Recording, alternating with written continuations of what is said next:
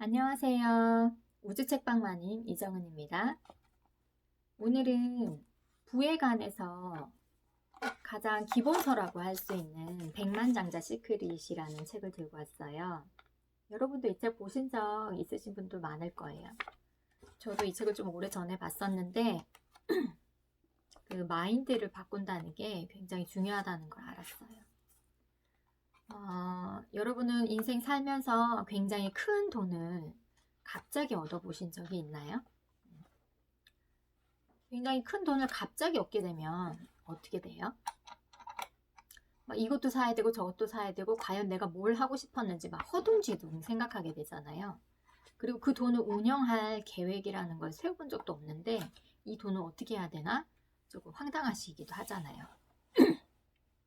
이렇게 큰 내적으로 자기가 준비가 되지 않은 상태에서 큰 돈과 마주치면 그 돈은 금세 없어집니다. 그리고 그 기회도 사라져버리고요. 다 자신의 내적인 능력이 아직 없기 때문인데요. 이러한 도전들을 감당할 만한 힘이 없기 때문이죠. 보통 보면 복권 당첨자들이 그 돈을 그대로 지니고 투자에 성공해서 오래도록 잘 사는 경우를 본 적이 별로 없어요.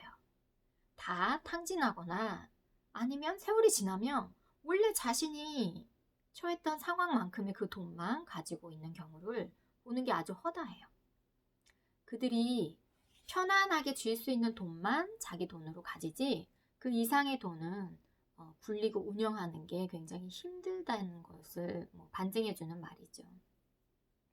그런데 자수성가한 부자들은 그렇게 돈을 다 잃어도 비교적 빠른 시간 내에 그 돈을 다 회수를 한대요. 왜냐하면 그 백만장자들의 마음속에는 뭔가 좀 핵심적이고 다른 마인드라는 게 자리 잡고 있기 때문이에요. 저희가 지금 이 책을 통해서 그 백만장자의 마인드가 과연 어떤 것이고 그 태도라는 게 어떤 것인지 한번 알아볼 거예요. 사람들은 흔히 열매가 달라지길 바란다면 뿌리가 달라져야 한다고 말을 해요. 맞잖아요. 엄청나게 많은 꽃밭에 꽃이 무성하게 피고 싶으면 꽃아 잘 자라라 잘 자라라 이렇게 주문을 외울 게 아니죠. 꽃을 바라보고 꽃에다가 뭘 하려고 하는 게 아니에요. 꽃은 그대로 놔두고 지금부터 해야 할 일은 꽃과 전혀 상관없는 땅을 다 파엎어서 거기다 거름을 주고 그리고 만일에 씨앗을 거기다 심고 그 씨앗이 잘 자랄 수 있도록 물과 양분을 계속 주고 온도 조절을 해주고 이런 작업이 가장 중요한 작업인데 사람들은 풍성한 꽃을 얻기 위해서는 꽃에다가 뭘 해줘야 된다고 생각하고 내가 꽃을 어떻게 해야 된다라고 생각해요. 그건 아니잖아요. 그죠? 가장 먼저 기본이 되는 밑바탕이 되는 뿌리부터 바꿔야 하는 게 우리의 태도죠. 땅 속의 것을 바꿔야 땅 위의 것을. 그런 작업을 잘 철저하게 한 사람만이 엄청나게 풍성한 꽃밭을 얻을 수 있는 거니까요. 그죠? 돈이 없다는 건 결코 그 돈이 없는 게 문제가 되진 않아요. 하지만 그 돈이 없는 이유를 잘 밝히셔야 돼요. 내 내면에서 무슨 일이 일어나고 있길래 난 항상 돈이 없는 거지? 난 왜 돈만 생기면 다 없어지도록 만드는 거지? 그게 원인이 뭔지 항상 알아보셔야 돼요.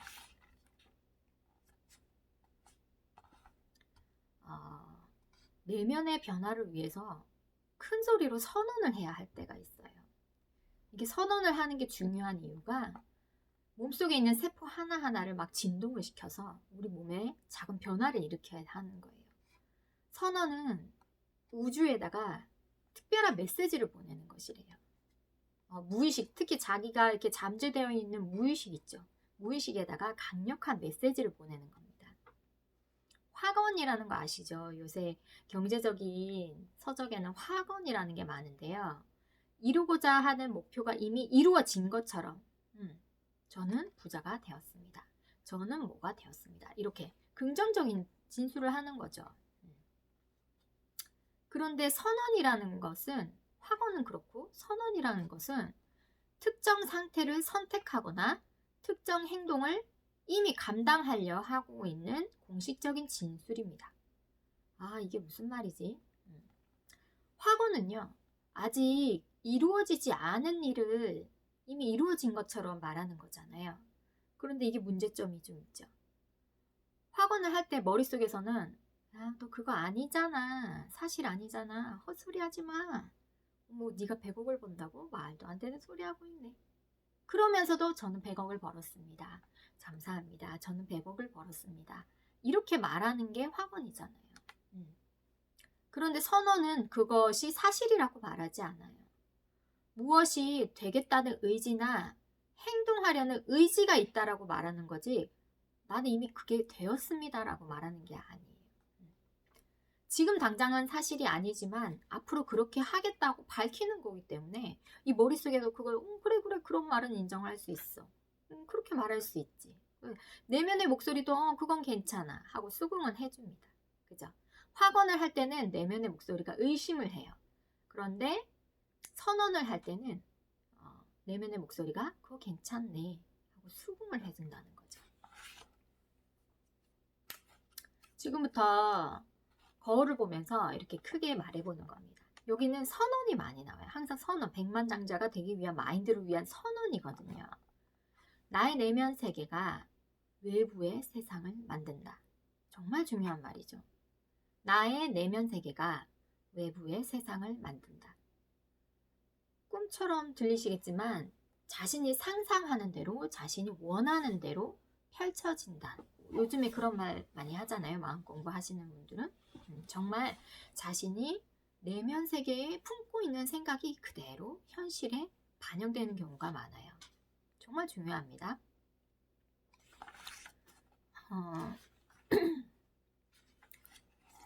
그리고요. 부에 대한 생각이 되게 중요한데 여러분은 어렸을 때 돈에 대해서 어떤 말을 듣고 자라셨어요? 여기 스티브라는 사람이 이런 말을 듣고 자랐다고 해요. 아유, 엄마가 부자들은 욕심쟁이야. 가난한 사람들의 뼈골을 빼내서 자기 배를 채워. 살아갈 만큼만 있으면 돼. 그보다 많으면 더러운 돼지가 되는 거야. 이런 말들을 항상 듣고 자랐어요. 그러면 돈과 욕심, 돈 이꼴 욕심 있는 사람. 그 사람들이 가지고 있는 그 돈은 당연히 나쁜 거예요. 그래서 자기는 나쁜 사람이 되지 않고 싶었기 때문에 무의식은 그냥 부자가 되는 건 좀 나쁜 건가?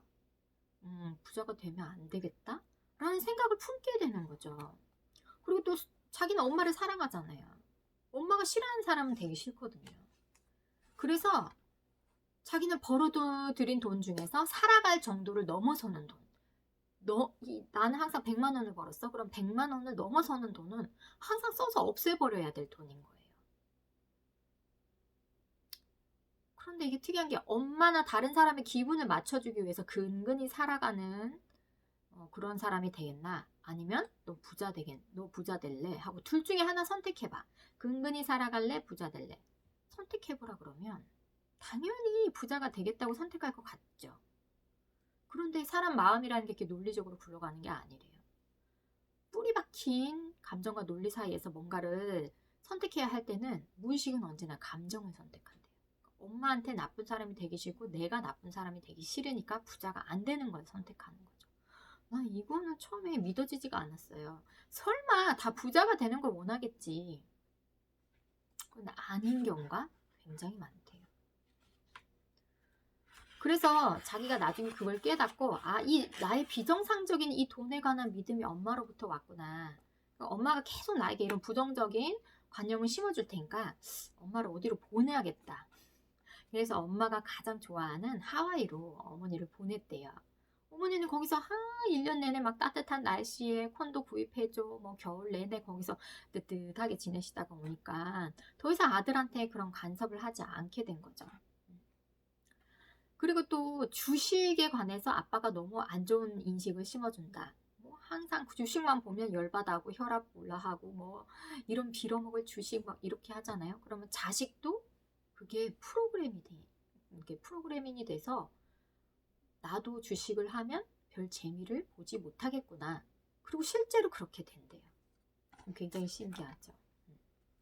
그래서 처음에는 나는 돈을 어떻게 인식하고 있지? 이런 자기 인식이 필요하고요. 두 번째로는 자기 이해. 아, 내 사고방식이 나의 부모로부터 왔구나. 아니면 뭐 어디 외부로부터 이렇게 왔구나 하는 자기 이해가 필요해요. 그리고 세 번째는 그러면 내가 이거 버려야겠네. 이런 방식을 다 버려버리고 새로운 청사진을 내 머릿속에 넣어야겠구나 하고 변화를 선택하는 겁니다. 그러고 나서는 새로운 프로그래밍을 하는 거예요. 자기 머릿속에 돈에 대한 새로운 프로그래밍을 하는 거죠. 그게 다 끝났으면 선언을 하는 거예요. 내가 돈에 대해서 들었던 것은 사실이 아니다. 나의 행복과 성공에 도움이 되는 새로운 사고방식을 선택하겠다. 나는 백만장자 마인드를 가졌다. 이렇게 이제 선언을 하는 거죠. 이분의 아버지는 왜 집을 지어가지고 그 지어진 집을 이렇게 임대로 내주면서 수익을 내는 그런 주택 건설업을 하셨어요.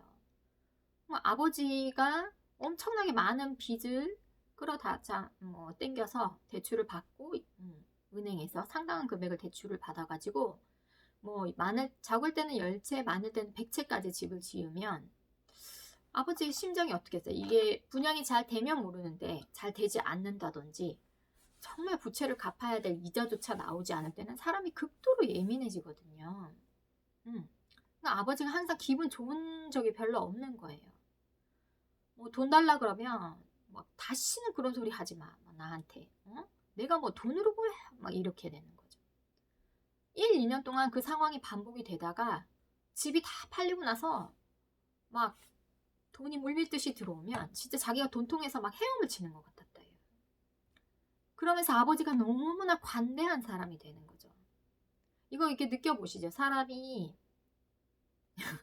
작게 말하자면 월 초에 이제 월말에 월급을 받잖아요.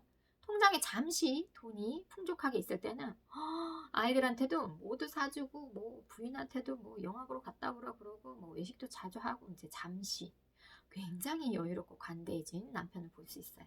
그런데 이제 갑자기 중간에 이제 돈이 다 빠져나가고 또 써야 할 돈이 생기는데 돈이 잔고가 없어. 굉장히 예민해지죠. 옆에 오지 마. 저리 가서 놀아. 이렇게 되는 거죠. 부인이 조금만 나 내야 되는데 왜 그런 걸 만들어? 이렇게 되는 거죠. 그렇게 쓸데없는데 돈 쓰지 마라 그랬잖아. 그죠? 사람의 관대함은 정말 돈에 따라서 좀 달라지는 것 같아요. 이런 걸 겪고 나니까 아버지의 패턴대로 좀 자기도 수입 패턴이 굉장히 변덕스럽더라는 거죠. 그 아버지의 경제 청사진이 그 사람을 지배했던 거예요. 그리고 또 만일에 아이들이 엄마 나 이거 사줘 이렇게 했는데 엄마 아빠가 굉장히 그건 사줄 수 없는데 그 아이를 좀 억압을 하고 뭐라 하고 심하게 이렇게 했을 때 충돌이 생기면 아이가 나는 엄마 아빠처럼 안 될 거야. 나 커서 부자 될 거야. 엄마 아빠가 뭐라 그러든 내가 갖고 싶은 거 다 가질 거야. 하면서 문을 쾅 닫고 들어가잖아요. 그렇게 가난한 집에서 자꾸 뭔가를 못하고 못 사고 이렇게 억압을 받으면서 자란 분들은 이렇게 약간 부모에 대한 분노와 반항심도 되지만 돈에 대한 분노와 반항심도 가지게 된대요. 그리고 이 사람들은 가난에 받기 때문에 정말 다시 부자가 되고 싶다는 열망이 굉장히 강해요. 최소한 진짜 다른 사람보다 몇 배는 노력해요. 회사를 다니건 사업을 하건. 그런데 대체로 행복을 느끼지 못해요. 왜 그럴까요? 왜냐하면 내가 돈을 벌어서 성공해야지 하는 이 의지가 그 뿌리가 되는 감정이 분노와 원망이라서 그래요. 돈 이꼴 분노와 원망. 그래서 돈을 벌거나 성공하려고 노력할수록 그만큼 분노도 커진대요. 제가 아는 사람은 남편 수입이 그렇게 많지가 않은데 돈이 들어오면 아이 책을 3,400만 원어치를 그냥 구매를 해요. 물론 할부겠죠. 그리고 또 어느 날 못 보던 막 명품 가방을 또 주문해가지고 막 들고 다녀요. 저희가 상식적으로 생각해 봤을 때 벌이가 그렇게 시원치 않으면 그런 씀씀이를 줄이고 어떻게든 저축을 하려고 하잖아요. 그런데 엄청 펑펑 쓰는 걸 보고 한번 물어본 적 있어요. 왜 그렇게 쓰는 거지? 저축을 하면 될 텐데 그게 먼저가 아닐까? 이렇게. 그랬더니 자기는 오랫동안 가난해 봤는데 돈이 들어오자마자 자신의 돈이 된 적이 한 번도 없는 거예요. 그냥 들어오자마자 나가고 들어오자마자 나가고 모두 다른 사람의 빚을 갚거나 뭐 이런 거에만 쓰였기 때문에 그 돈을 써볼 수가 없는 거예요. 그래서 나는 억울해서 돈이 들어오면 어떻게든 내가 먼저 써버려야지. 어차피 다 나갈 거 써버릴 돈 내가 먼저 날 위해서 내가 하고 싶은 걸 하면서 써버려야지. 그런 생각이 또 자리를 잡더라고요. 그래서 이게 주변 환경이나 경제에 대한 관념이나 이런 것들이 얼마나 사람한테 정신적인 영향을 많이 미치는지 제가 조금 느낀 적이 있었어요. 이렇게 두려움이나 분노, 자신을 막 증명해 보이려 또 그런 거 있죠. 뭐 부모한테 내가 정말 잘 돼서 내가 어떤 사람인지를 보여줄 거야. 누나만 예뻐하고 아니면 뭐 동생만 예뻐하고 엄마가 내가 성공을 하면 날 정말 예쁘게 잘 봐주시겠지. 이런 자신의 성공을 이렇게 증명해 보이려고 돈을 보는 경우가 있어요.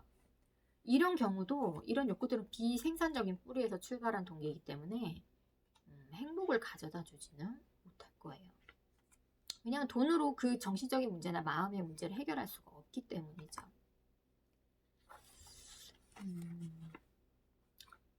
두려움이 이렇게 단순한 문제에 그치지 않고 습관으로 자리를 잡게 되면 그게 문제예요. 그죠? 이제 자꾸 뭔가 두려워. 돈을 안 벌 때도 두려웠는데 성공을 했을 때도 이제부터 두렵기 시작한 거예요. 이게 습관이 됐으니까. 성공을 하면 이 두려움이 어떤 걸로 바뀌냐면 이 돈이 다 없어지면 어쩌지? 다들 나한테 막 손 벌리면 어떡해? 내가 너무 돈 벌어서 막 사람들이 이리 빌려달라고 저리 빌려달라고 그럼 나 돈 안 벌어야 되나? 세금으로 다 날아가면 어쩌지? 그 문제를 파고들어서 정말 이 가슴 속에 있는 문제를 해결하기 전까지는 돈이 아무리 많다고 한들 소용이 없답니다. 왜냐하면 스스로 뭔가가 부족하다고 느끼고 충분하지가 않다고 느끼는 게 계속 뭔가 허덕허덕거리는 거예요. 뭔가를 갈구하고. 그거는 마음부터 치료를 해야 되는 거죠. 그 열쇠는 또 당신한테 있어요. 그러니까 이런 분노, 두려움, 자신을 증명하려는 욕구 이런 걸 버리시고 차라리 어떤 기쁨을 위해서 다른 사람에게 뭔가를 기여한다는 목적을, 새로운 동기를 이런 걸 찾아내셔야 돼요. 그러면 당연히 행복을 위해서 돈을 없앨 필요가 없는 거예요. 돈을 없앤다는 게 너무 신기하지 않아요? 그죠?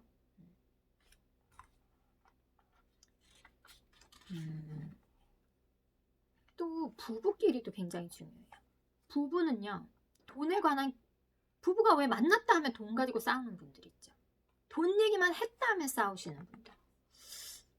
뭐 그런 걸 경험해보지 않으신 분은 없을 거예요. 왜냐하면 신혼 초에 그 경제적인 주도권을 잡기 위해서 서로 많이 다투기도 했고요. 그거를 성취하는 과정에서 이 사람 이상하다. 나는 이렇게 안 하는데 왜 저 사람은 저렇게 하지? 예를 들어 볼까요? 어떤 아내는 이 돈을 쓰거나 이런 게 아이스크림을 사 먹는 일처럼 너무 즉각적인 즐거움이에요. 돈을 쓰면 기분이 너무 좋아. 그런데 남편은 돈을 쓸 때마다 고통스러워요. 이 돈이 줄어들 때마다 자기 막 피와 살이 막 깎여 나가는 것 같아요. 왜냐하면 정말 가난해 봤거든요, 이 남편. 그래서 어떻게든 이 돈을 쥐고 있어야 되지 쓰는 즐거움이 있는 건 아니에요. 이 돈에 대해서. 그러면 서로 이 두 부부가 같이 살면 어떻게 될까요? 돈을 쓸 때마다 싸우는 거예요.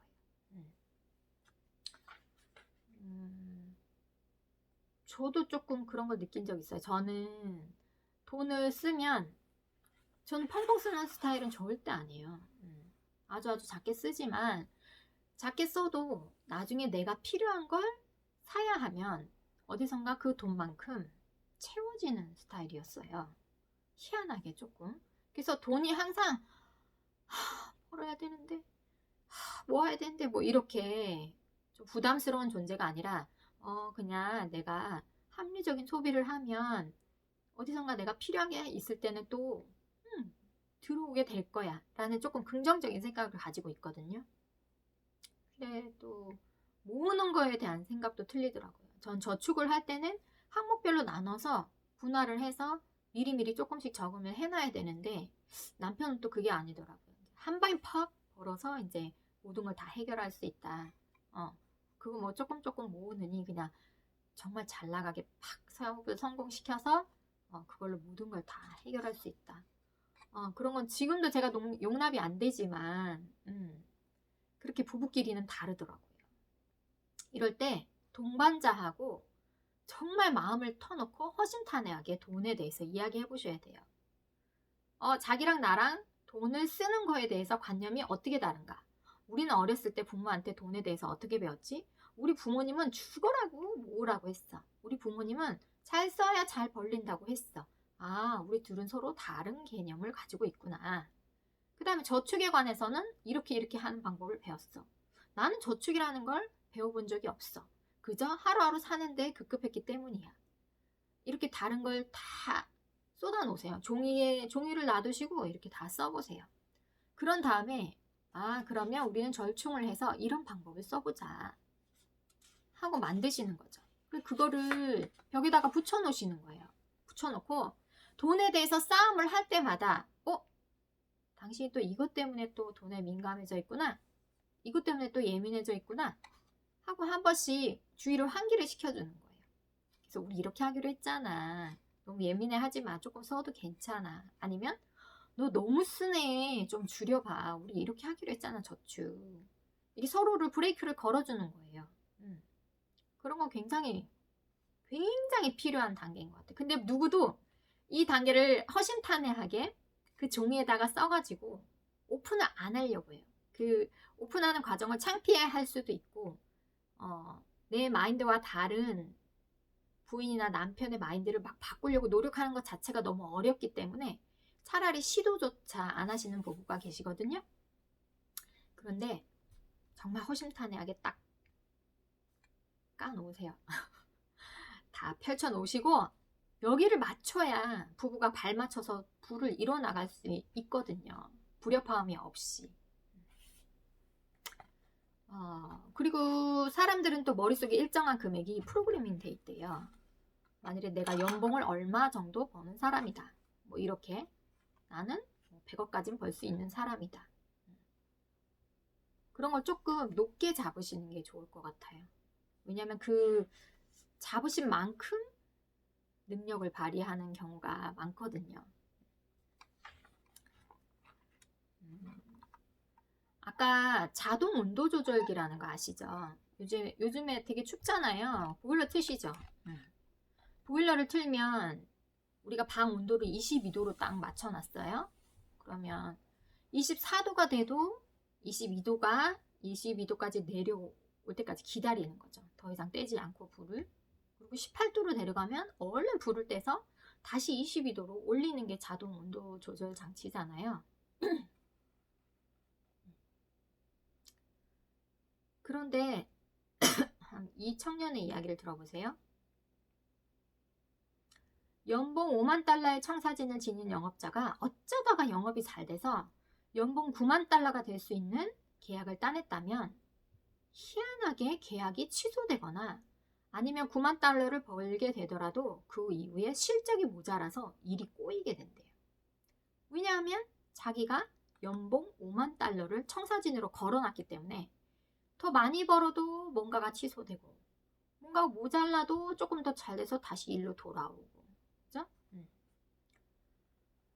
그럴 수밖에 없는 게 이 돈에 대한 무의식의 원칙이라는 게 있답니다. 만일에 버스에 치여서 보험금을 받게 되더라도 정확하게 5만 달러를 벌게 될 거예요. 어쨌거나 1년에 5만 달러를 버는 게 적당하다라고 생각하면 결국 그만큼밖에 못 벌게 된다는 거죠. 그러면 어떻게 해야 될까요? 이 자동 온도 조절 장치의 온도를 높게 설정하면 되지 않을까요? 이게 바로 영구적으로 자신의 성공도를 바꾸는 거예요. 계속 기준을 아래에다 놓고 더 벌어야지 더 벌어야지 해봐야 안 벌어진다는 거죠.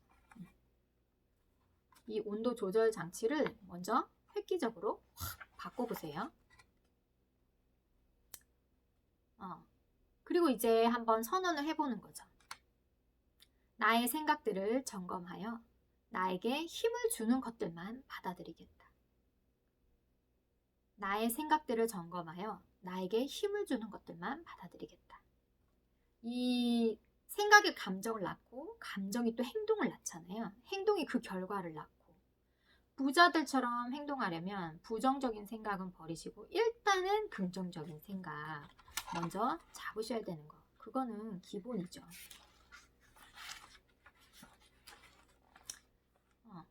그리고 부자는 내 인생은 내가 만든다 라고 생각하는데 가난한 사람들은 인생은 우연히 만든다고 생각해요. 그렇지 않아요? 부자는 오히려 우리보다 미친 듯이 일을 해요. 계획을 세워도 정말 바늘틈 하나, 이게 바늘구멍 하나 어떻게 나지 않을 만큼 정말로 세세하고 철저하게 계획을 세우는 편이에요. 그런데 가난한 사람들은 계획 따위는 세우지 않아요. 멍하게 그냥 크게만 생각하고 뭉뚱그려서 생각하고 세세한 계획이나 절차를 세우려 하면 머리 아파. 나 그런 거 해본 적 없어. 아니 그럴 필요도 없어. 뭐 어떻게 되겠지 뭐. 이렇게 하는 거죠. 여기서 보면 피해자인 척하는 사람들의 특징이 나와요. 자기가 피해자라고 생각해요. 비난을 한다는 거죠.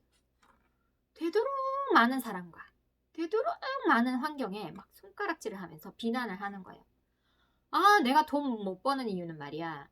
이 경제가 이날에 이 꼴이 이게 뭐야. 내가 돈을 벌 수가 없어요. 돈을.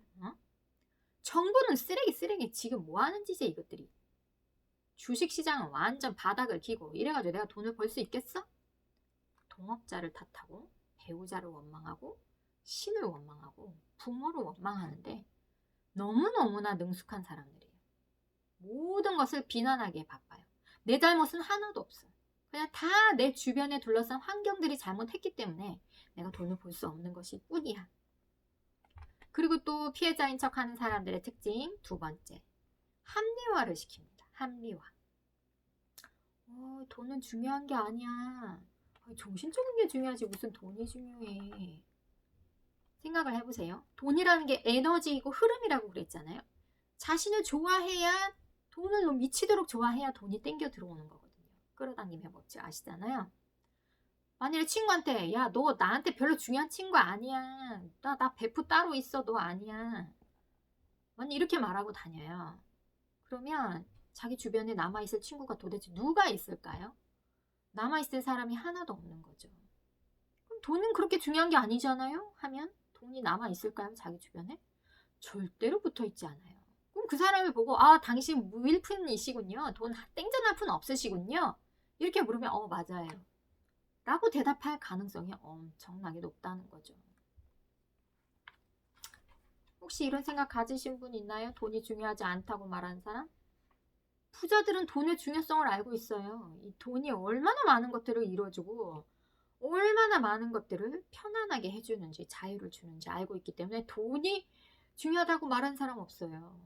워렌 버핏은 왜 내기 골프 칠 때 정말 뭐 이기면 1,000원, 2,000원 걸었는데도 안 걸어. 내가 이렇게 확률 없는 승산에 내 1,000원과 2,000원 이 정도의 돈을 걸 수 없다. 이런 식이에요. 1,000원, 2,000원도 내가 딸 수 없으면 걸지 않아요. 그 정도로 가치롭게 또 생각을 한다는 거죠. 어떻게 보면 우리는 뭐 밥값 내기 막 8만 원, 9만 원 뭐 이렇게 하잖아요. 돈이라는 것은 돈이 효과를 발휘하는 곳에서는 왕이에요. 정말. 돈이 효과를 발휘하지 못하는 분야에선 전혀 중요하지 않죠. 만일에 영성의 세계에만 막 미쳐가지고 빠진 사람들에게는 정말 돈이 중요하지 않을 수도 있어요. 물론 그 사람들도 먹고 살아니까 필요는 하겠지만 그게 정말 1차적인 순위의 것들은 아니잖아요. 부차적인 것이잖아요. 그리고 피해자인 척하는 사람들의 특징 세 번째, 불평입니다. 불평. 그거 아세요? 자신이 집중하는 곳은 더 커지게 마련이래요. 이게 우주의 원칙입니다. 그러면 여러분이 불평을 하잖아요. 뭐 당연히 불평을 하는 부분이면 인생의 잘된 부분이겠어요? 아니면 인생의 못된 부분이겠어요? 당연히 잘못된 부분이거든요. 그 잘못된 부분에 초점을 맞추고 있으면 당연히 거기에 초점을 맞췄으니까 엄청나게 그 부분이 커지게 되는 거예요. 자기 개발에 유력한 게 지도자들은 비슷한 것끼리 잡아당기게 돼 있다. 자기가 그렇게 불평을 할 때마다 쓰레기들이 자기 옆으로 몰려들기 시작하는 거죠. 내가 불평이 많다고? 내 인생이 얼마나 거지 같은지 한번 보세요. 라고 말을 하니까 인생이 꼬인다는 거죠. 불평, 불만이 많은 사람들 근처에는 절대로 가지 마세요. 그 에너지가 다 묻어오거든요. 그 어두운 에너지들이. 이 부정적인 에너지에는 전염성이 있어서 불평이 많은 사람들은 그냥 멀리 떨어지는 게 상책이에요. 간혹 잘 들어주는 사람이 있어. 어머, 내 불평, 불만을 어쩜 그렇게 귀를 기울여서 1시간이고 2시간이고 기다려주면서 막 얘기를 들어주는 사람이 있잖아요. 그건 왜 그런지 아세요? 자기 차례를 기다리는 거예요. 너 다해 가니? 다해 가니? 나도 있는데 기다려봐. 나 이야기 해줄게. 하고 그 사람이 이야기를 들어주는 거예요. 야, 너 겨우 그 정도니? 내 얘기 좀 한번 들어봐. 이렇게 말하고 싶어서 들어주는 거예요. 정말 긍정적인 사람이 그 사람 옆에서 그런 쓰레기를 흡입하고 있지는 않겠죠. 불평하지 마세요. 숙제를 내겠습니다. 앞으로 일주일 동안 한번 불평을 일절 하지 말고 지내보세요. 정말 힘들걸요? 자신의 그 마음속에 있는 쓰레기조차 다 정화를 해내려면 엄청 시간도 오래 걸리고 불평을 안 할 수가 없잖아요. 입을 갖다가 불평이 나올 때마다 입을 꽉 잡으세요. 입술을 꾹 잡고 또 불평이 나오려고 하네. 또 잡고 일주일 내내 잡고 살고 계시는 건 아니겠죠? 자꾸 자신을 피해자라고 여기시면서 살면 안 돼요. 그렇게 살면 정말 인생의 피해자가 되거든요. 여기서 굉장히 자극적인 게 하나 있어요. 아까처럼 자신을 자꾸 비난하고 합리화하고 불평하잖아요. 그러면 집게손가락으로 목에 선을 그으세요. 어떻게 하라는 건지 아시겠죠? 자기가 또 불평했네? 또 죽이는 거죠. 자신의 불평, 불만을. 이 동작이 조금 천박하게 느껴지실 수도 있대요. 하지만 이런 불평으로 자기 자신에게 저지르고 있는 짓보다는 훨씬 덜 천박하니까 결국 파멸을 부르는 습관을 떨쳐내줄 좋은 방안이니까 한번 해보시래요. 오늘 이거 한번 해보시자고요. 다음 시간에 부자는 부를 목표로 한다부터 시작해서 조금 더 한번 알아볼게요. 오늘은 여기까지 할게요. 안녕. 다음 시간에 봐요. 구독 버튼 좋으면 눌러주세요. 감사합니다.